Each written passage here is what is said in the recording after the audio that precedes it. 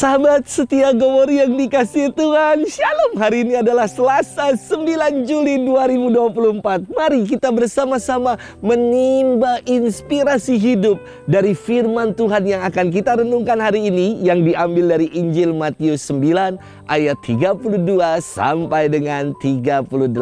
Kita siapkan hati kita. Haleluya, haleluya, haleluya.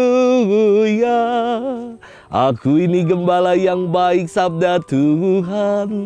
Aku mengenal domba-dombaku dan domba-dombaku mengenal aku. Haleluya, haleluya, haleluya. Tuhan bersamamu dan bersama rohmu. Inilah Injil suci menurut Matius. Dimuliakanlah Tuhan.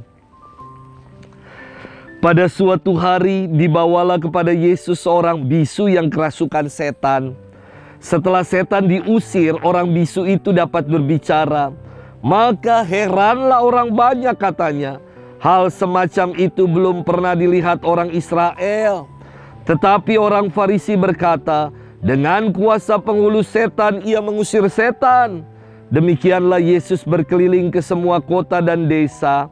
Ia mengajar dalam rumah-rumah ibadat dan mewartakan Injil kerajaan surga, serta melenyapkan segala penyakit dan kelemahan.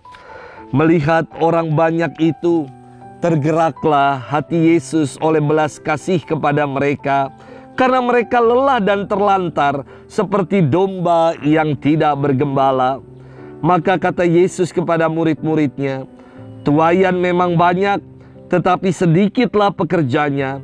Karena itu mintalah kepada Tuan yang mempunyai tuaian, supaya ia mengirimkan pekerja-pekerja untuk tuaian itu. Demikianlah sabda Tuhan. Terpujilah Kristus. Sahabat setia Gowori yang dikasihi Tuhan, Shalom. Saya sungguh meyakini bahwa doa sungguh punya kuasa. Beberapa waktu yang lalu, belum lama, saya ada kesempatan ziarah. Dalam kesempatan ziarah, ada seorang ibu yang tiba-tiba jatuh. Badannya kaku dan tegang. Ia berteriak kuat, menjerit histeris. Dan para peziarah lain langsung memanggil saya dan meminta untuk saya mendoakan ibu ini. Lalu ibu bapak, saudara-saudari, saya pegang tangan ibu yang kaku dan tegang itu. Dengan lembut saya berdoa dan memegang kepala ibu ini. Seketika itu, tangannya yang kaku, tangannya yang tegang menjadi terkulai dan lembek. Inilah kuasa doa. Yang tadinya ia berteriak-teriak dengan histeris, kini menjadi tenang dan kembali sadar. Sahabat setia Gowori yang dikasihi Tuhan, dalam firman ini Yesus menyembuhkan orang yang kerasukan setan. Dan setan ini membuat orang itu menjadi bisu. Setelah Yesus menghardik dan mengusir setan itu, orang ini pun kembali dapat berbicara. Namun yang menarik untuk kita renungkan adalah tanggapan dari orang-orang yang menyaksikan hal itu. Tanggapan dari orang-orang Farisi atas mukjizat kesembuhan yang dilakukan oleh Yesus. Mereka mencibir dan mempersalahkan Yesus dengan berkata, dengan kuasa penghulu setan, Yesus ini ngusir setan.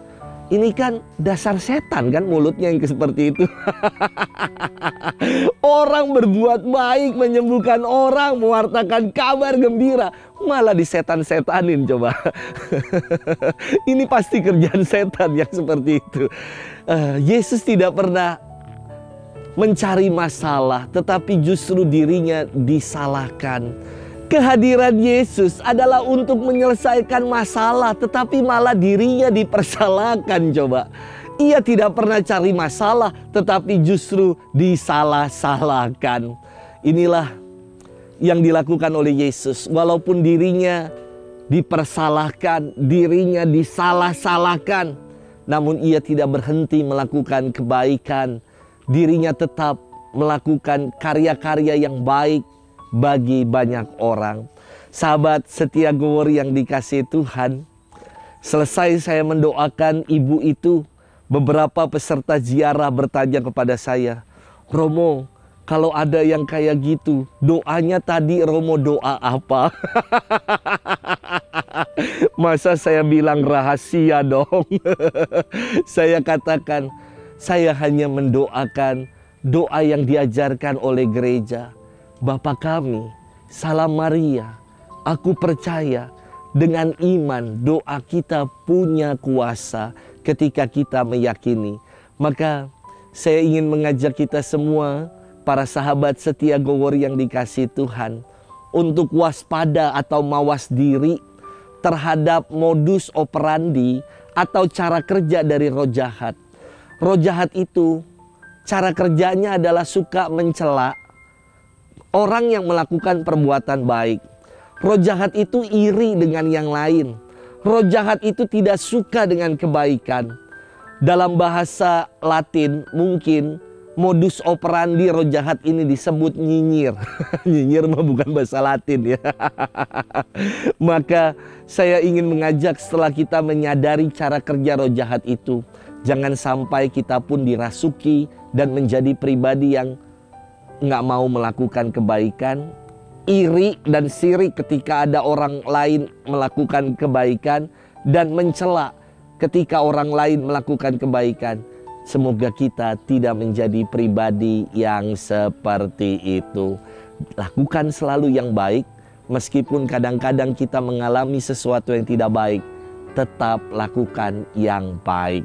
Inilah perutusan yang harus kita buat seperti yang dibuat oleh Yesus. Selamat bermenung dan Tuhan memberkati kita selalu dalam nama Bapa, Putra, dan Roh Kudus. Amin.